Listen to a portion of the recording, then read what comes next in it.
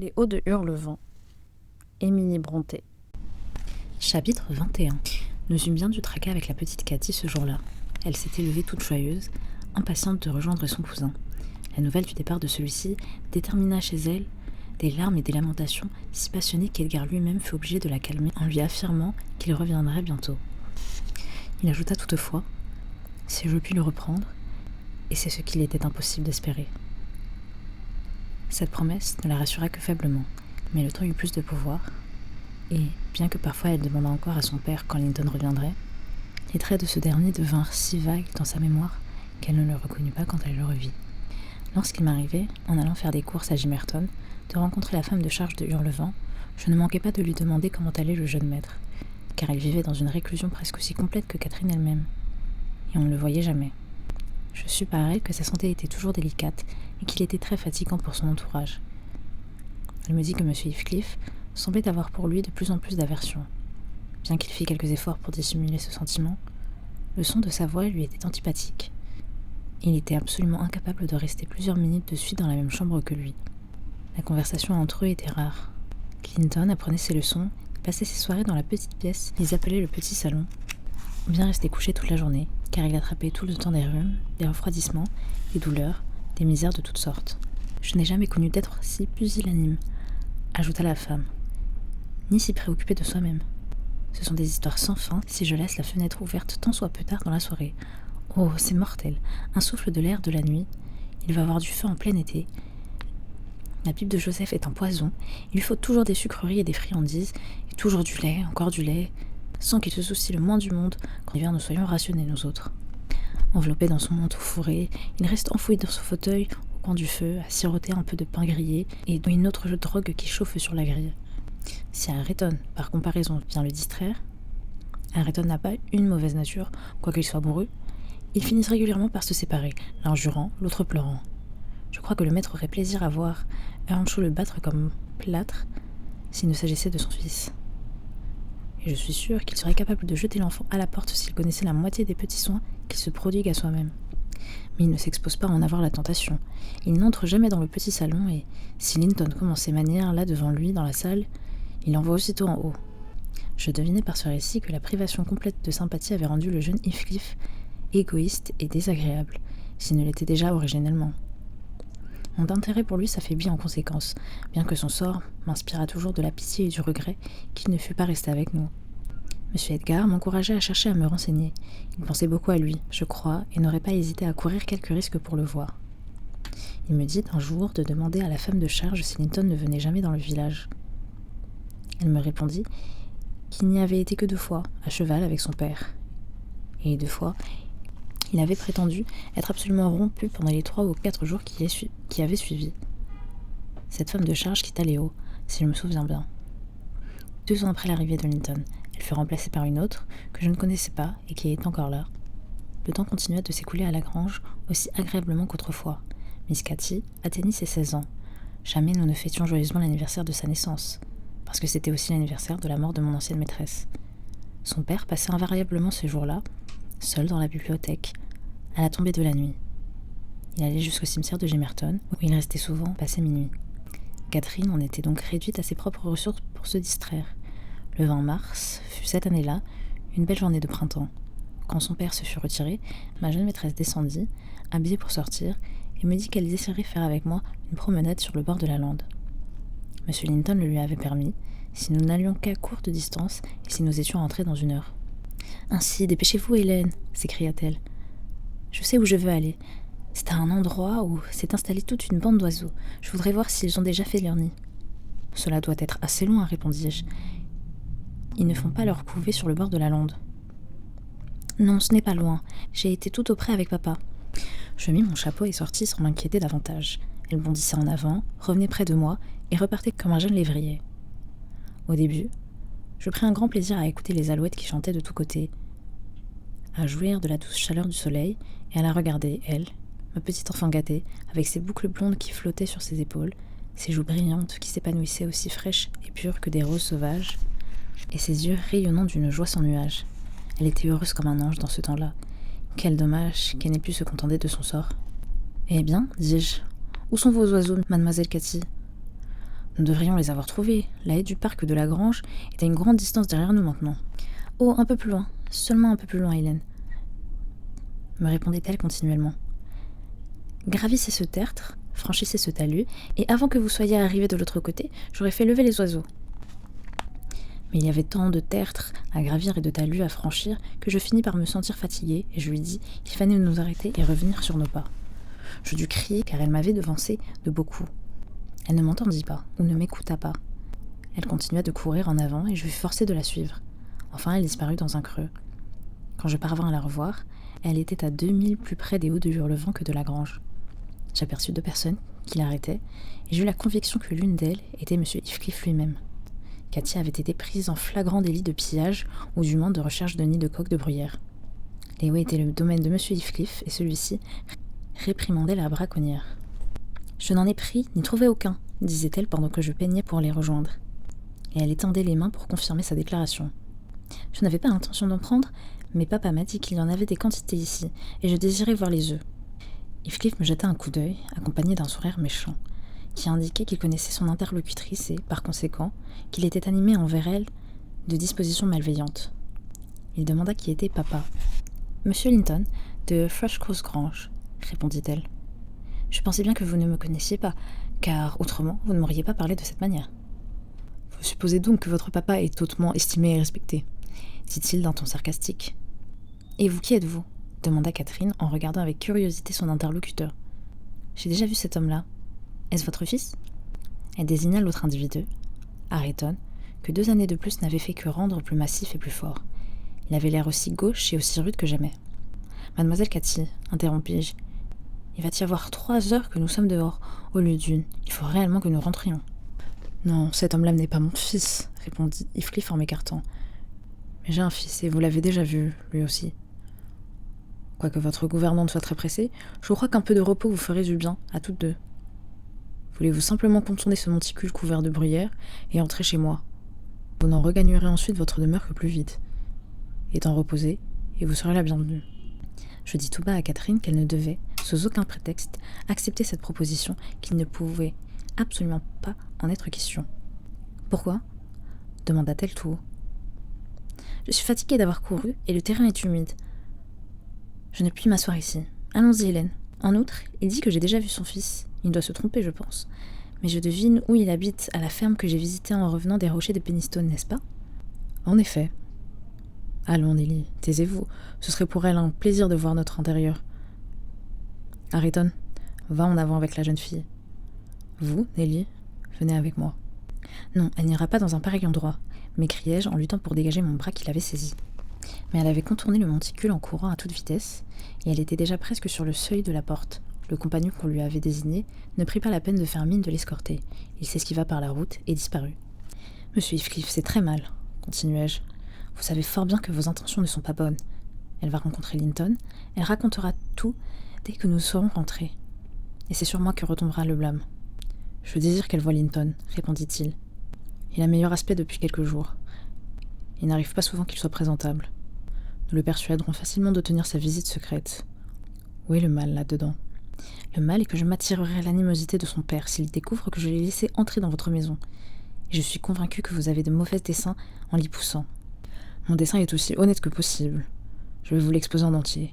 C'est que les 2 cousins puissent s'éprendre l'un de l'autre et s'épousent. J'agis généreusement envers votre maître. Son rejeton n'a pas d'espérance et... si elle entre dans mes vues, elle en aura aussitôt, puisqu'elle partagera avec Linton les droits à ma succession. Si Linton mourait, et sa vie est bien incertaine, Catherine serait l'héritière. Non, elle ne le sera pas. Il n'y a dans le testament aucune clause qui l'établisse. Les biens de mon fils me reviendraient. Mais pour prévenir leur dispute, je désire leur union et suis résolue à la réaliser. Et moi, je suis résolue à ne plus jamais la laisser approcher de chez vous, répliquai-je, comme nous atteignions la barrière, où mademoiselle Cathy nous attendait. Heathcliff me dit de me tenir tranquille, et nous précédant dans le chemin, se hâta d'ouvrir la porte. Ma jeune maîtresse lui lançait de fréquents regards, comme si elle ne savait pas trop quoi penser de lui. Mais il souriait quand il rencontrait ses yeux, et adoucissait la voix en lui parlant. J'étais assez folle pour m'imaginer que la mémoire de sa mère pouvait l'empêcher de lui vouloir du mal. Linton était devant la cheminée. Il avait été se promener dans les champs, car il avait sa casquette sur la tête, et il appelait Joseph pour se faire apporter des souliers secs. Il était devenu grand pour son âge. Il s'en fallait de quelques mois qu'il eut 16 ans. Ses traits étaient restés jolis, ses yeux et son teint plus brillants que j'en avais le souvenir, mais seulement d'un éclat passager dû à la salubrité de l'air et à l'influence du soleil. « Eh bien, qui est cela ?» demanda M. Heathcliff en se tournant vers Cathy. « Pouvez-vous me le dire ?»« Votre fils ?» dit-elle après les avoir examinés tous deux alternativement d'un air de doute. « Oui, oui. Mais est-ce la première fois que vous le voyez ? Ah, vous avez la mémoire bien courte. Linton, te rappelles-tu ta cousine, que tu nous tourmentais tant pour revoir ? » « Quoi ? Linton ?» s'écria Cathy dont le visage s'illumina d'une surprise joyeuse à ce nom. « Est-ce là le petit Linton ? Il est plus grand que moi. Êtes-vous vraiment Linton ?» Le jeune homme s'avança et l'assura qu'elle ne se trompait pas. Elle l'embrassa de bon cœur, et tous deux considérèrent avec surprise le changement que le temps avait apporté dans leur apparence. Catherine avait atteint toute sa croissance, et ses formes étaient à la fois pleines et élancées. Ses muscles avaient l'élasticité de l'acier, et son aspect général étincelait de santé et de vie. Les regards et les mouvements de Linton étaient languissants, son corps extrêmement grêle. Mais il y avait dans ses manières une grâce qui tempérait ses imperfections, et qui faisait qu'il n'était pas déplaisant. Après avoir échangé avec lui de nombreuses marques d'affection, sa cousine se dirigea vers M. Heathcliff, qui était resté près de la porte, partageant son attention entre ce qui se passait au-dedans et ce qui se passait au-dehors, ou plutôt feignant de partager son attention, mais en réalité, n'observait que les deux jeunes gens. « Ainsi vous êtes mon oncle !» s'écria-t-elle en se haussant pour l'embrasser. « Il me semblait que je vous aimais, bien que vous m'eussiez mal accueilli au début. Pourquoi ne venez-vous pas à la grange avec Linton ? C'est bizarre de vivre tant d'années si près de nous sans être jamais venu nous voir. Pourquoi ? Je suis venu à la grange 1 ou 2 fois de trop, avant votre naissance. Bon, au diable. Si vous avez des baisers disponibles, donnez-les à Linton. Sur moi, ils sont perdus. » « Méchante Hélène !» s'écria Catherine, se précipitant vers moi pour me submerger sous un flot de caresses. « Vilaine Hélène, qui a essayé de m'empêcher d'entrer. Mais à l'avenir, je ferai cette promenade tous les matins. Le permettrez-vous, mon oncle ? Et quelquefois, j'amènerai papa. Ne serez-vous pas content de nous voir ? » ?»« Certainement, » répondit l'oncle avec une grimace à peine contenue, qui témoignait de sa profonde aversion pour les deux visiteurs en question. « Mais attendez, » continua-t-il en se tournant vers la jeune fille. « Maintenant que j'y pense, il vaut mieux que je vous le dise. Monsieur Linton a une prévention contre moi. Nous nous sommes querellés, à une certaine période de notre existence, avec une férocité peu chrétienne. Dites-lui que vous êtes venu ici, et il vous interdira complètement toute visite. Il ne faut donc pas que vous en parliez, pour peu que vous vous souciez de revoir votre cousin par la suite. Vous pouvez venir si vous voulez, mais n'en parlez pas. »« Pourquoi vous êtes-vous querellé ?» demanda Catherine, très décontenancée. « Il m'a trouvé trop pauvre pour épouser sa sœur, et s'est fâché que j'en ai eu obtenu la main. Son orgueil était blessé, et il ne me le pardonnera jamais. »« C'est mal. Un jour ou l'autre, je le lui dirai. Mais Linton et moi n'avons rien à voir dans votre querelle. S'il en est ainsi, je ne viendrai pas ici. C'est lui qui viendra à la grange. »« Ce sera trop loin pour moi, » murmura Linton. « Faire 4 milles à pied me tuerait. Non. Venez ici, mademoiselle Catherine, de temps à autre. Pas tous les matins, mais 1 ou 2 fois par semaine. » Le père lança sur son fils un regard d'amer mépris. « Je crains, Nelly, de perdre ma peine, » me dit-il à voix basse. Mademoiselle Catherine, comme l'appelle ce niais, s'apercevra de ce qu'il vaut et l'enverra au diable. Ah, s'il se fût agi de Hareton. Savez-vous que 20 fois par jour, j'envie Hareton, tout dégradé qu'il est. J'aurais aimé ce garçon s'il eût été un autre. Mais je ne crois pas qu'il y ait de danger que cette petite fille, elle, s'éprenne de lui. Et si cet être pitoyable ne se démène pas un peu vivement, je lui susciterai un rival entre la personne de Hareton. Nous estimons que Linton vivra au plus jusqu'aux 18 ans. Oh, la peste soit de l'insipide animal. Le voilà occupé à se sécher les pieds. Et il ne la regarde même pas. Linton !»« Oui, mon père ? N'as-tu rien à montrer à ta cousine, nulle part ? Pas même un terrier de lapin ou de belette ? Emmène-la dans le jardin avant de changer de chaussures et aux écuries voir ton cheval. Ne préfériez-vous pas rester ici ? Demanda Linton en s'adressant à Cathy sur un ton qui exprimait sa répugnance à bouger. Je ne sais pas, répondit-elle en jetant un regard d'envie vers la porte. Elle avait visiblement un vif désir de remuer. Il resta assis et se rapprocha encore du feu. Heathcliff se leva, alla à la cuisine, et de là dans la cour, appelant Ayrton. Ayrton répondit et bientôt tous deux rentrèrent. Le jeune homme venait de se laver, comme on pouvait s'en rendre compte au brillant de ses joues et de ses cheveux humides. « Oh, je vous le demande, à vous, mon oncle !» s'écria Catherine, en se rappelant l'assertion de la femme de charge. « Celui-là n'est pas mon cousin, n'est-ce pas ?»« Si, » répondit-il. « C'est le neveu de votre mère. Est-ce qu'il ne vous plaît pas ?» Catherine prit un drôle d'air. « N'est-ce pas un beau gars ?» continua-t-il. La malhonnête petite personne se dressa sur la pointe des pieds et chuchota une phrase à l'oreille de Heathcliff, qui se mit à rire. Le visage de Ayrton s'assombrit. Je m'aperçus qu'il était très sensible au manque d'égard qu'il soupçonnait, et qu'il avait évidemment une vague notion de son infériorité. Mais son maître, ou tuteur, le rasséréna en s'écriant « Tu seras très apprécié par nous, Ayrton. Elle dit que tu es un... comment déjà ? Enfin, quelque chose de très flatteur. Allons, va faire avec elle le tour de la ferme. Et qu'on dit-on en gentleman, hein ? Pas de gros mots ? Ne va pas la dévisager quand elle ne te regarde pas. Et avoir l'air de vouloir te cacher la figure quand elle te regarde. Quand tu parleras, parle lentement, et ne tiens pas tes mains dans tes poches. En route, et distrais-la aussi agréablement que tu pourras. » Il surveillait le couple qui passait sous la fenêtre. Earnshaw détournait la tête.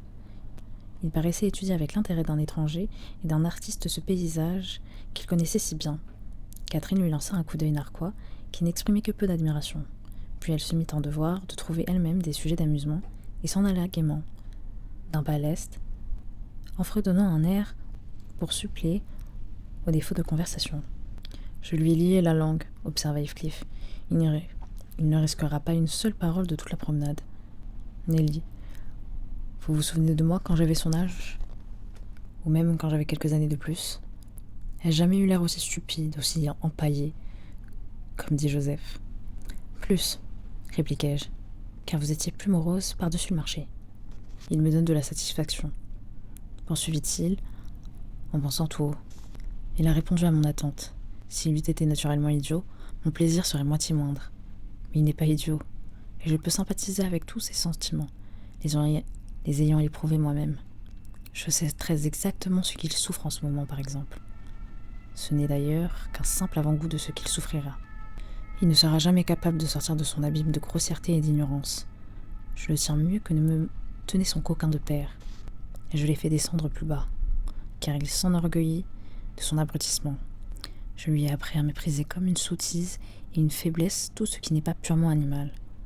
Ne croyez-vous pas que Hindley serait fier de son fils s'il pouvait le voir ? Presque aussi fier que je le suis du mien. Mais il y a une différence, l'un est de l'or employé comme une pierre de pavage, l'autre du fer blanc poli pour jouer un service d'argent. Le mien n'a aucune valeur en soi. Pourtant j'aurais le mérite de le pousser aussi loin qu'un si pauvre air peut aller. Le sien avait des qualités de premier ordre. Elles sont perdues. Je les ai rendues plus qu'inutiles, funestes. Moi, je n'ai rien à regretter. Lui, il aurait à regretter plus que qui que ce soit. Et le plus beau est que Ayrton m'est attaché au diable. Vous conviendrez qu'ici, j'ai surpassé Hindley. Si ce défunt drôle pouvait sortir de sa tombe pour me reprocher mes torts envers sa progéniture, j'aurais l'amusement de voir la dite progéniture le repousser et s'indigner qu'il ose médire du seul ami qu'elle ait au monde. Heathcliff laissa échapper un rire de démon à cette idée. Je ne fis aucune réponse, car je voyais qu'il n'en attendait pas. Cependant, notre jeune compagnon, qui était aussi trop loin de nous pour pouvoir entendre ce que nous disions, commençait à manifester quelques symptômes d'embarras. Il se repentait sans doute de s'être privé lui-même du plaisir de la société de Catherine par crainte d'une légère fatigue. Son père remarqua les regards inquiets qu'il lançait vers la fenêtre et sa main hésitante tendue vers sa casquette. « Debout, paresseux !» s'écria-t-il avec un enjouement affecté. « Cours après eux, ils sont juste au tournant, près des ruches. » Linton rassembla ses forces et quitta le coin du feu. La fenêtre était ouverte, et au moment qu'il sortait, j'entendis Catherine qui demandait à son peu sociable compagnon ce que signifiait l'inscription au-dessus de la porte. Ayrton regarda en l'air et se gratta la tête comme un vrai bouffon. « C'est quelque maudite écriture, » répondit-il. « Je ne peux pas lire. »« Vous ne pouvez pas lire ?» s'écria Catherine. « Je peux la lire, moi, c'est de l'anglais. Mais je voudrais savoir pourquoi elle est là. » Linton ricana. C'était la première manifestation de gaieté de sa part. « Il ne sait pas ses lettres, » dit-il à sa cousine. « Auriez-vous cru qu'il existe un pareil âne ? Est-ce qu'il est dans son état normal ?» demanda sérieusement Catherine. Ou est-ce un innocent ? Je l'ai questionné 2 fois et à chaque fois, il a pris un air si stupide que je crois qu'il ne m'a pas comprise. En tout cas, je le comprends à peine, lui. Linton se remit à rire et à jeter un coup d'œil sarcastique sur Ayrton qui, en ce moment, ne paraissait certes pas tout à fait dénué de compréhension. « Ce n'est que de la paresse, n'est-ce pas, Earnshaw ?» dit Linton. « Ma cousine vous prend pour un idiot. Vous sentez maintenant ce qu'il en coûte de mépriser l'étude, des livres comme vous diriez. Avez-vous remarqué, Catherine, sa terrible prononciation de Yorkshire ? Eh ben, à quoi diable servent-ils ces livres ?» grommela Ayrton, plus prompt à répondre à son compagnon de tous les jours. Il se préparait à continuer, mais les 2 jeunes gens éclatèrent bruyamment de rire. Ma folle mademoiselle était enchantée d'avoir découvert, dans son parler étrange, un sujet d'amusement. « À quoi sert le diable dans cette phrase ?» dit Linton en ricanant. « Papa vous a recommandé de ne pas dire de gros mots, et vous ne pouvez ouvrir la bouche sans en laisser échapper un. Tâchez de vous tenir en gentleman, allons. Si t'étais pas plus une fille qu'un garçon, je t'enverrais rouler par terre à l'instant. Pour sûr, misérable avorton. » riposta le rustre furieux. Puis il s'en alla, le visage cuisant de rage et d'humiliation, car il avait conscience d'être insulté et ne savait comment se venger. M. Heathcliff, qui avait comme moi entendu la conversation, sourit quand il le vit partir, mais immédiatement après, il lança un regard d'une singulière aversion sur les 2 autres, qui restaient à bavarder devant la porte. Le jeune garçon avait retrouvé assez d'animation pour discuter les défauts et les imperfections de Ayrton, et raconter des anecdotes sur lui. La jeune fille s'amusait de ses médisances haineuses, sans réfléchir à la mauvaise nature qu'elle révélait. Je commençais à ressentir pour Linton plus d'antipathie que de pitié, et à excuser dans une certaine mesure le peu de cas que son père faisait de lui. Nous restâmes jusqu'après-midi. Je n'avais pu décider mademoiselle Cathy à partir plus tôt. Mais heureusement, mon maître n'avait pas quitté ses appartements et demeurait dans l'ignorance de notre absence prolongée. Pendant que nous revenions, j'aurais volontiers éclairé ma jeune maîtresse sur les gens que nous venions de quitter. Mais elle s'était mise dans la tête que j'étais prévenue contre eux. « Ah, vous vous rangez du côté de papa, Hélène. Vous êtes partiale, j'en suis sûre. Sans cela, vous ne m'auriez pas trompée depuis tant d'années en me racontant que Linton vivait très loin d'ici. Je suis réellement très fâchée. Mais je suis si contente que je ne peux pas vous témoigner mon mécontentement. Seulement, ne me dites pas de mal de mon oncle. N'oubliez pas que c'est mon oncle, et je gronderai papa de s'être querellé avec lui. » Elle continua sur ce thème, et je dus renoncer à essayer de la convaincre de son erreur. Elle ne me parla pas de sa visite ce soir-là, parce qu'elle ne vit pas M. Linton, mais le lendemain elle raconta tout, à mon grand ennui. Pourtant, je ne le regrettais qu'à demi. Je pensais que la charge de la diriger et de la mettre en garde serait exercée d'une manière plus efficace par son père que par moi. Mais quand il lui exprima le désir de la voir éviter toute relation avec les habitants des Hauts, il montra trop de timidité à lui donner des raisons satisfaisantes. Et Catherine tenait à ce qu'on lui fournît de bonnes raisons quand on voulait faire obstacle à sa volonté d'enfant gâté. « Papa !» s'écria-t-elle dès le matin, après l'avoir embrassé. « Devinez qui j'ai vu hier dans ma promenade sur la lande. »« Ah, papa, vous tressaillez. Vous avez donc eu tort, n'est-ce pas ? J'ai vu. Mais écoutez, et vous saurez comme j'ai tout découvert. Et Hélène, qui est liguée avec vous, elle faisait pourtant semblant de me plaindre quand je continuais, malgré mes perpétuelles déceptions, d'espérer le retour de Linton. Elle fit un récit fidèle de son excursion et de ses suites. Mon maître, bien qu'il me lançât plus d'un regard de reproche, ne dit rien jusqu'à ce qu'elle eût fini. Il l'attira alors à lui et lui demanda si elle savait pourquoi il lui avait caché le voisinage de Linton. Pouvait-elle penser que ce fut pour lui refuser un plaisir dont elle aurait pu jouir ? « C'est parce que vous n'aimez pas M. Heathcliff. Alors tu crois que j'ai souci de mes propres sentiments plus que des tiens ? Non, ce n'est pas parce que je n'aime pas M. Heathcliff, mais parce que M. Heathcliff ne m'aime pas, et parce que c'est un homme diabolique qui met sa joie à nuire à ce qu'il est et à travailler à leur perte, s'il lui en fournissait la moindre occasion. Je savais que tu ne pourrais conserver des relations avec ton cousin sans entrer en rapport avec lui, et je savais qu'à cause de moi, il te détesterait. Aussi, dans ton propre intérêt, et sans aucun autre motif, avais-je pris mes précautions pour que tu ne revisses pas Linton. Je voulais t'expliquer cela un jour, quand tu seras plus grande, et je regrette d'avoir tant tardé. Mais M. Heathcliff a été très cordial, papa, observa Catherine, qui n'était pas du tout convaincue. Il n'a fait aucune objection, lui, à ce que nous nous voyions.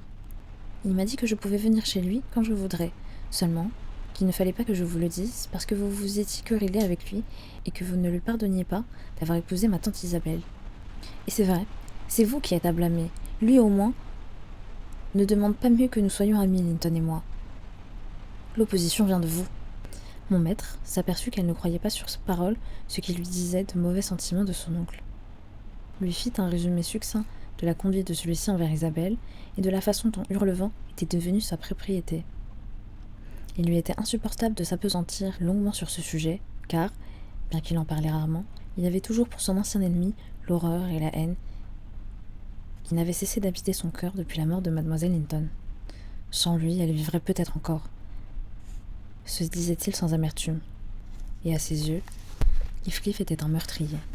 Mademoiselle Cathy, qui, en fait de mauvaises actions, ne connaissait que ses petites désobéissances, ses petites injustices, ses petites colères provoquées par la vivacité de son caractère ou par l'irréflexion, et dont elle se repentait le jour même, fut stupéfaite de cette noirceur d'âme capable de couvert et de dissimuler une vengeance pendant des années, de poursuivre méthodiquement ses plans sans éprouver de remords. Elle parut frappée et révoltée de ce nouvel aspect de la nature humaine. Elle exclut jusqu'à présent de toutes ses études et de toutes ses idées que M. Edgar jugea inutile de prolonger ses explications. Il ajouta simplement « Tu sauras désormais, ma chérie, pourquoi je désire que tu évites sa maison et sa famille. Retourne maintenant à tes occupations et à tes amusements habituels, et ne pense plus à eux. » Catherine embrassa son père et se mit à étudier tranquillement ses leçons pendant 2 heures, selon son habitude, puis elle l'accompagna dans la propriété et la journée se passa comme à l'ordinaire. Mais le soir, quand elle fut rentrée dans sa chambre et que j'allai chez elle pour l'aider à se déshabiller, je la trouvai en pleurs, à genoux au pied de son lit. « Oh, fille, sotte enfant !» m'écriai-je. « Si vous aviez de vrais chagrins, vous seriez honteuse de verser une larme pour cette petite contrariété. Vous n'avez jamais eu l'ombre d'une peine sérieuse, mademoiselle Catherine. Supposez pour 1 minute que le maître et moi soyons morts et que vous restiez seul au monde. Qu'éprouveriez-vous alors ? Comparez l'occasion présente à une affliction comme celle-là et rendez grâce au ciel des amis que vous avez, au lieu d'en convoiter d'autres. Ce n'est pas pour moi que je pleure, c'est pour lui. Il comptait bien me revoir demain. Il va être désappointé. Il m'attendra et je ne viendrai pas. Sottise. Vous figurez-vous qu'il pense à vous autant que vous pensez à lui ? N'a-t-il pas en Ayrton un compagnon ? Il n'y a pas une personne sur 100 qui pleurerait parce qu'elle perd une connaissance qu'elle a juste vue 2 fois pendant 2 après-midi. Linton devinera bien ce qu'il en est et ne s'inquiétera plus de vous. Mais ne pourrais-je lui écrire un mot pour lui faire savoir pourquoi ne puis-je venir ? Demanda-t-elle en se relevant. Et lui envoyer ces livres que j'ai promis de lui prêter. Les siens ne sont pas aussi jolis que les miens. Et il a manifesté une grande envie de les avoir quand je lui ai dit combien ils étaient intéressants. N'est-ce pas possible, Hélène ? Non, certainement pas, répliquai-je d'un ton ferme. Car alors il vous répondrait et cela n'en finirait pas. Non, mademoiselle Cathy, il faut cesser toute relation. C'est ce que veut votre papa, et j'y veillerai. Mais comment un simple petit mot pourrait-il ? Insista-t-elle d'un air suppliant. Silence, interrompis-je. Nous n'allons pas recommencer avec vos petits mots. Allez, au lit. Elle me lança un regard très méchant, si méchant que d'abord je ne voulus pas l'embrasser en lui souhaitant bonne nuit. Je bordai son lit et fermai la porte, très mécontente. Mais me repentant à mi-chemin, je revins doucement et que vis-je ? Mademoiselle, debout près de la table, un morceau de papier blanc devant elle, et à la main un crayon qu'elle fit disparaître d'un air confus quand j'entrai. « Vous ne trouverez personne pour porter cette lettre, Catherine, dis-je, si vous l'écrivez. Pour le moment, je vais éteindre cette bougie. » Je mis les ténors sur la flamme, ce qui me valut une tape sur la main et une pétulante exclamation. « Vilaine créature !» Puis je la quittai de nouveau, la laissant dans une de ses humeurs les plus exécrables. Elle tira le verrou derrière moi. La lettre fut achevée et expédiée par un litier qui venait du village.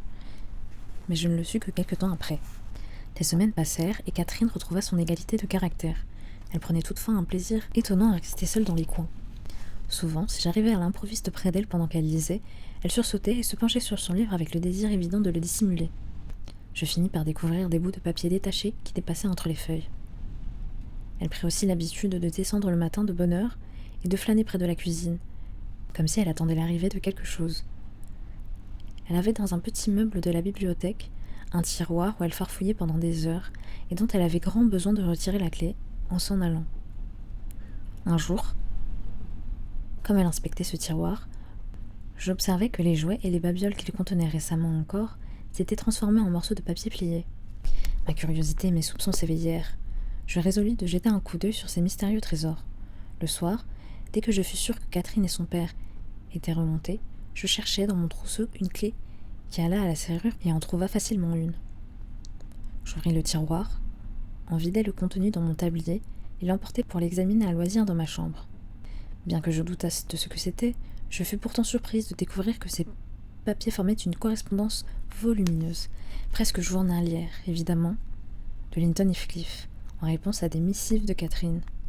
Les premières lettres étaient embarrassées et courtes, mais peu à peu, elles devenaient de longues lettres d'amour, absurdes, comme le voulait l'âge de l'auteur, mais qui contenaient pourtant ça et là des touches qui me parurent avoir été empruntées d'une main plus expérimentée. Certaines d'entre elles me frappèrent comme des composés bizarres d'ardeur et de plentitude.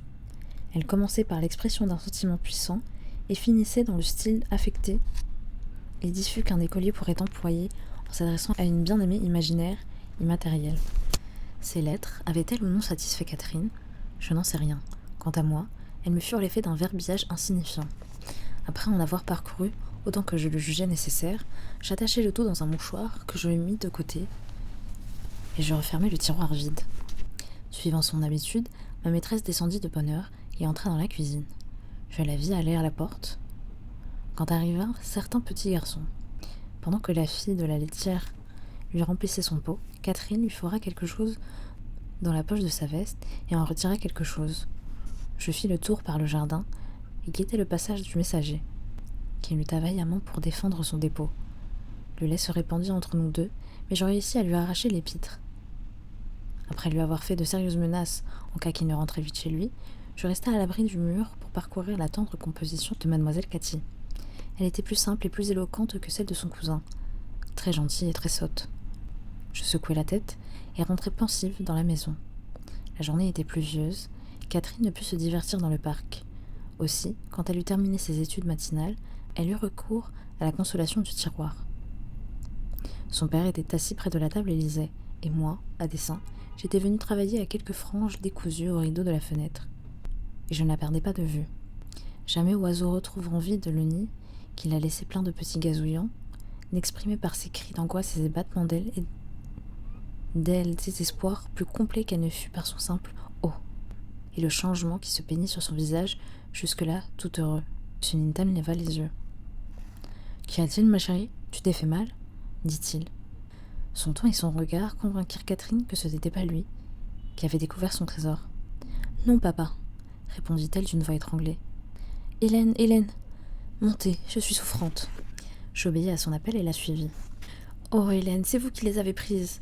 commença-t-elle en tombant à genoux dès que nous fûmes enfermés seuls. « Oh, rendez-les-moi, et je ne recommencerai jamais, jamais. Ne le dites pas à papa. Vous ne l'avez pas dit à papa, Hélène, n'est-ce pas ? J'ai été excessivement méchante, mais je ne le ferai plus. » D'un air grave et sévère, je lui dis de se relever. « Ainsi, mademoiselle Catherine, vous êtes allée assez loin, à ce qu'il me semble. Vous pouvez en effet être honteuse de ces lettres. Beau ramassis de niaiseries à étudier pendant vos heures de loisirs. Vraiment, cela mériterait d'être imprimé. Et que supposez-vous que pensera le maître quand je le lui montrerai ? Je n'ai pas fait encore, mais vous n'imaginez pas que je vais garder vos secrets ridicules. Quelle honte ! Et c'est vous qui avez dû avoir l'idée d'écrire de pareilles absurdités. Il n'aurait jamais songé à commencer, lui. J'en suis bien sûre. Non, ce n'est pas moi, sanglota Catherine au désespoir. Je n'ai jamais pensé à l'aimer avant que... À l'aimer ? M'écriai-je, en mettant dans ce mot tout le mépris dont j'étais capable. À l'aimer. A-t-on jamais entendu chose pareille ? C'est comme si je parlais d'aimer le meunier qui vient une fois l'en chercher notre grain. Bel amour, en vérité. En 2 fois, vous avez vu Linton à peine 4 heures en tout dans votre vie. Bon, voici ces niaiseries puériles. Je vais les porter dans la bibliothèque et nous verrons ce que votre père dira de cet amour. Elle bondit pour attraper ses précieuses épîtres. Mais je les tenais au-dessus de ma tête. Alors, elle se répandit en supplications frénétiques pour que je les brûlasse, que je fisse n'importe quoi plutôt que de les montrer. Comme en réalité, j'étais toute aussi disposée à rire qu'à gronder, car je considérais tout cela comme enfantillage de petite fille, je finis par me laisser fléchir jusqu'à un certain point, et je lui demandai « Si je consens à les brûler, me promettez-vous loyalement de ne plus envoyer ni recevoir de lettres, ni de livres, car je m'aperçois que vous lui envoyez des livres, ni de boucles de cheveux, ni de baguettes, ni de jouets. Nous ne nous envoyons pas de jouets, » s'écria Catherine, dont l'orgueil surmonta la confusion. « Ni rien du tout alors, mademoiselle. Si vous ne me promettez pas, je vais trouver votre père. »« Je promets, Hélène, dit-elle en s'accrochant à ma robe. « Oh, jetez-les au feu, vite, vite !» Mais comme j'écartais le charbon avec le tisonnier pour faire de la place, elle s'aperçut que le sacrifice était au-dessus de ses forces. Elle me supplia instantanément d'en épargner une ou deux. Une ou deux, Hélène, pour garder en souvenir de Linton. Je dénouai le mouchoir et commençai à laisser tomber les lettres par un des angles. La flamme s'éleva en tourbillon dans la cheminée. « J'en aurai une, cruelle créature !» cria-t-elle. Elle plongea la main dans le feu et en retira, aux dépens de ses doigts, quelques fragments à demi calcinés. « Très bien, j'en aurai aussi quelques-unes à montrer à papa, » répliquai-je en repoussant le reste dans le paquet, et je me dirigeai vers la porte. Elle jeta les morceaux noircis dans les flammes et me fit signe d'achever le sacrifice, ce qui eut lieu. Je secouai ensuite les cendres et les enfouis sous une pelletée de charbon. Quant à elle, sans dire un mot, et avec le sentiment d'avoir été profondément offensée, elle se retira dans sa chambre. Je descendis pour annoncer à mon maître que le malaise de ma jeune maîtresse était presque dissipé, mais que je jugeais qu'il valait mieux qu'elle restât allongée un moment. Elle ne voulut pas dîner, mais elle réapparut pour le thé, pâle, les yeux rouges, et parfaitement résignée en apparence. Le lendemain matin, je répondis à la lettre par un bout de papier où j'écrivais « Maître Heathcliff » et priai de ne plus adresser de billets à mademoiselle Linton, car elle ne les recevra pas. Et désormais, le petit garçon arriva, les poches vides.